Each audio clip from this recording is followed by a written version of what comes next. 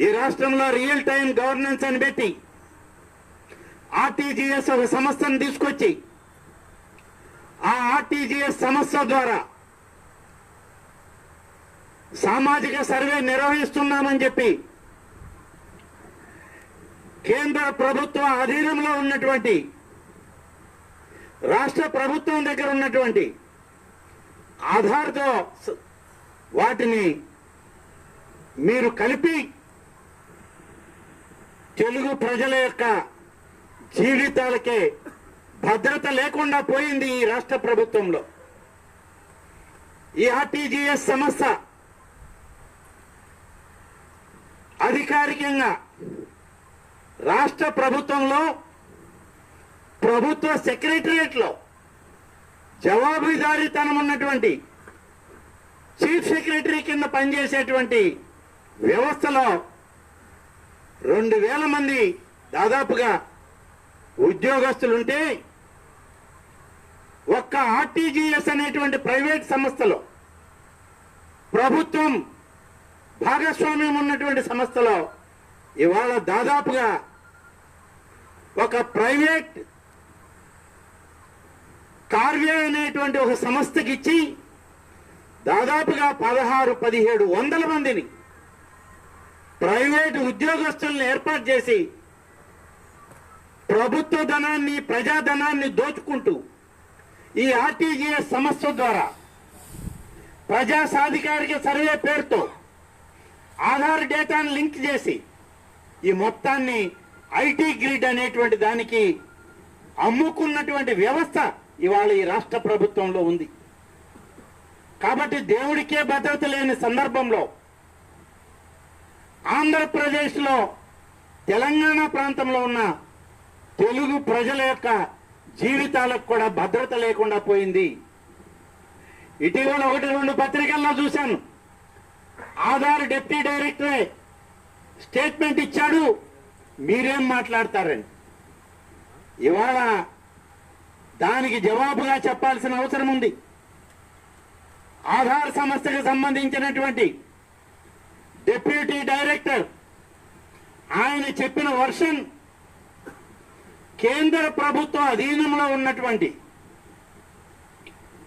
Aadhaar data leak కాలేదు, కానీ ఆంధ్రప్రదేశ్ రాష్ట్ర ప్రభుత్వంలో ఉన్న ఆధార్ డేటా ఏ విధంగా లీక్ అయిందో దీని మీద చర్యలు చేపట్టండి, దీని మీద విచారణ చేయండి అని చెప్పి స్వయంగా అదే అధికారి ఇవాళ హైదరాబాద్ నగరంలో తమ డేటా లీక్ అయిందని చెప్పి, ప్రైవేటు వ్యక్తుల చేతులకు వెళ్ళిందని చెప్పి, ప్రజల యొక్క భద్రతకి ఇవాళ ముప్పు వాటిల్లబోతుందని చెప్పి ఆయన రిపోర్ట్ ఇచ్చిన సంగతిని దాచిపెట్టడానికి వీలు కాదని చెప్పి మనం చేస్తా ఉన్నాం. కాబట్టి ఆర్టీజీఎస్ అనేటువంటి దానికి ఎవరో అధికారి, ప్రభుత్వం నుంచి ఒక సీనియర్ ఐఏఎస్ అధికారి అహ్మద్ బాబు అనేటువంటి వ్యక్తిని సీఈఓగా పెట్టారు. ఎప్పుడైతే ఆధార్ డేటా లింక్ అయిందనో, ఐటీ గ్రిడ్స్ దీన్ని దొంగతనం చేసిందనో, లేకపోతే ముఖ్యమంత్రి కార్యాలయం నుంచే ఈ డేటా దొంగిలించబడ్డదనో సమాచారం వచ్చాక ఇవాళ ఎక్కడున్నాడు ఆ సీఈఓ అని అడుగుతున్నా, ఏమయ్యాడో అహ్మద్ బాబు అని అడుగుతున్నా. ప్రభుత్వ ప్రధాన కార్యదర్శి ఎల్వి సుబ్రహ్మణ్యం గారు దీని మీద విచారణ చేయాల్సిన అవసరం ఉంది. ప్రభుత్వ పెద్దగా మీరు మీ క్రింద పనిచేసేటువంటి సీఈఓ ఆధార్ డేటాకు సంబంధించినటువంటి వ్యక్తి లాంగ్ లీవ్ మీద పోయేదానికి ఎవరు పర్మిషన్ ఇచ్చారు? 7,80,00,000 మంది ప్రజల యొక్క భద్రత ఇవాళ ప్రశ్నార్థకం అవుతుందని చెప్పి అనేక సందర్భాల్లో మాట్లాడుతూ ఉంటే ఆ అధికారికి లాంగ్ లీవ్ ఎవరిచ్చారు? ఇవాళ తప్పించుకొని పారిపోవడానికి ఎవరు అధికారికి అవకాశం కల్పించారో దీన్ని బయట పెట్టాల్సిన అవసరం ఉంది. ఇవాళ ఆయన ఒక్కడే కాదు, అనేక మంది అధికారులు, స్థాయి లేనటువంటి ఐఏఎస్ అధికారులు, deputy secretary cadre, assistant secretary cadre అధికారులకు అందరికీ ప్రిన్సిపల్ సెక్రటరీ హోదాలు ఇచ్చారు, స్పెషల్ చీఫ్ సెక్రటరీల హోదాలు ఇచ్చారు. ఆర్థిక శాఖని, ప్రణాళిక శాఖల్ని అప్పచెప్పారు. ఒక దోపిడీ వ్యవస్థకి చంద్రబాబు నాయుడు ప్రభుత్వం అవకాశం కల్పించి దోపిడీలో భాగస్వాములు అయ్యారని చెప్పి చెప్పక తప్పదు. ఇవాళ రాష్ట్రంలో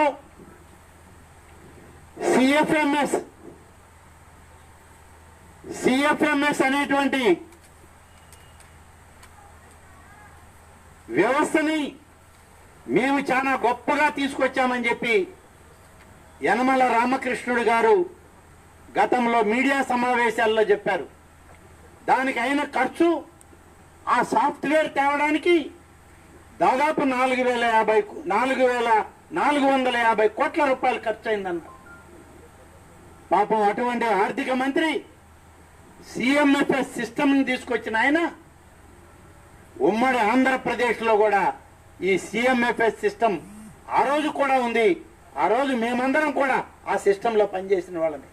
ఇవాళ కొత్తగా యనమల రామకృష్ణుడు గారు ఈ యొక్క సిఎంఎఫ్ఎస్ సిస్టమ్ని తెచ్చానని చెప్పాల్సిన అవసరం ఏం లేదు. సిఎంఎఫ్ఎస్ సిస్టంలో ప్రతి ఒక్కటి కూడా పారదర్శకంగా ఉండాలి. ప్రతి పైసా ప్రభుత్వం నుంచి విడుదల కావాలంటే పారదర్శకంగా విడుదల కావాల్సిన అవసరం ఉంది. కానీ ఈ సిఎంఎఫ్ఎస్ సిస్టమ్ని పూర్తిగా చట్ట విరుద్ధంగా మార్చారు. ఇవాళ చూశాను, ఆర్థిక మంత్రిగా యనమల రామకృష్ణుడు గారికి ఉన్న అనుభవం, ఆయనకున్న సీనియారిటీని బట్టి నేను అనుకున్నా ఆయన సరైన విధంగా స్పందిస్తాడని. పాపం రామకృష్ణుడు గారి ఎంత దయనీయమైన స్థితిలో మాట్లాడుతున్నాడంటే, కేబినెట్ తీసుకున్న నిర్ణయాన్ని కార్యదర్శులు అమలుపరిస్తే ప్రధాన కార్యదర్శికి అడిగే హక్కు ఎక్కడిది అన్నాడు. నేను అడుగుతున్న యనమల రామకృష్ణుడు గారిని, ఒక 7-8 సంవత్సరాలకు ముందు తమరు అప్పుడు ప్రతిపక్షంలో ఎమ్మెల్సీగా ఉన్నారు. అప్పుడు రాజశేఖర రెడ్డి గారు ముఖ్యమంత్రిగా ఉండి కొన్ని కేబినెట్ నిర్ణయాలు సరిగా అమలు కాకపోతే ఆనాడు మీరేం మాట్లాడారు? ఇది ముఖ్యమంత్రి నిర్ణయం ఒకటే కాదు, రాజశేఖర రెడ్డిదే బాధ్యత కాదు, ఆయన మంత్రివర్గ సహచరులది అందరిది బాధ్యత అన్నారు. ఆనాడు మీరు మాట్లాడిన మాటలు మర్చిపోయారా రామకృష్ణుడు గారు అని అడుగుతున్నాం. ఆ రోజు మేము కూడా ఓన్ చేసుకున్నాం. కేబినెట్ లో తీసుకున్న ప్రతి నిర్ణయం ఇది ముఖ్యమంత్రితో పాటు మంత్రులకు కూడా ఈక్వల్ రెస్పాన్సిబిలిటీ ఉంది. మేమందరం కూడా సమిష్టి నిర్ణయం మీద ఏ నిర్ణయానికైనా కట్టుబడి ఉన్నామని చెప్పి మంత్రులుగా మేము చెప్పాం. ఇవాళ మీకు చెప్పే సాహసం ఉందా? ఇవాళ మీ ముఖ్యమంత్రి తీసుకున్న నిర్ణయం, లేకుంటే మీ లోకేష్ బాబు పంచిన పప్పు బెల్లాలు ఇవాళ కేబినెట్ నిర్ణయం కింద మేము చేసింది ఇది అని చెప్పి చెప్పేటువంటి సాహసం నీకుంటే మీడియా ముఖంగా బయటికి రా రామకృష్ణుడు గారు. ప్రతి నిర్ణయం వెనక నేనున్నాను, మా కేబినెట్ ఉంది, మా అధికారులకు సంబంధం లేదని చెప్పి చెప్పే సాహసం నువ్వు చేయగలవని అడుగుతున్నా. చేయగలిగితే ముందు బయటికి రా, వచ్చి చెప్పు. అంతే తప్ప కేబినెట్ నిర్ణయాల్ని కార్యదర్శులు అమలు చేస్తే ఆ కార్యదర్శులు అమలు చేసినటువంటి విషయాల్లో తప్పిదాలుంటే ప్రధాన కార్యదర్శిగా లేకుంటే ప్రభుత్వ ఆడిట్ ప్రణాళిక సంఘాలుగా ప్రశ్నించకూడదని చెప్పి చెప్పేటువంటి బాధ్యత సరైంది కాదు. నీ బాధ్యతల నుంచి నువ్వు పారిపోతున్నావు ఇవాళ రామకృష్ణుడు గారని చెప్పి చెప్పక తప్పదు. ఇవాళ పరిస్థితి చూస్తే రాష్ట్రంలో ఆర్థిక పరిస్థితి అస్తవ్యస్తంగా ఉంది అని చెప్పడానికి ఒక చిన్న ఉదాహరణ మీకు. 2018, 2019 సంవత్సరం తరువాత 2019 ఆర్థిక సంవత్సరం మొదలయ్యాక ఏప్రిల్ మాసం నుంచి డిసెంబర్ మాసం వరకు 8,500 కోట్ల రూపాయలు ఓపెన్ మార్కెట్ బారోయింగ్స్ అంటే బయట ఉన్నటువంటి ఆర్థిక సమస్యల ద్వారా అప్పులు తెచ్చుకోవడానికి అవకాశం ఉంటే ఈ రాష్ట్ర ప్రభుత్వానికి అంటే దాదాపు 9 మాసాల సమయంలో 8,500 కోట్ల రూపాయలు అప్పులు తెచ్చుకోవడానికి ప్రభుత్వానికి చట్టం పర్మిట్ చేస్తే ఇవాళ ఉన్నటువంటి చంద్రబాబు నాయుడు అధికారంలో ఉన్న తెలుగుదేశం ప్రభుత్వం 9 మాసాలకి తెచ్చుకోవాల్సిన అప్పులో ఒక్క ఏప్రిల్ 10వ తారీఖు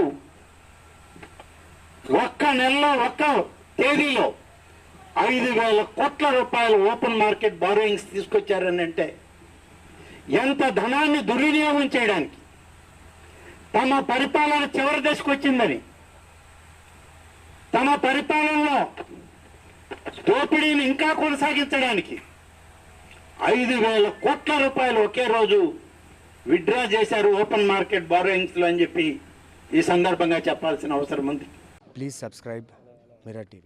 Thank you. And I request all of you to subscribe Mirror TV. Please subscribe to Mirror TV.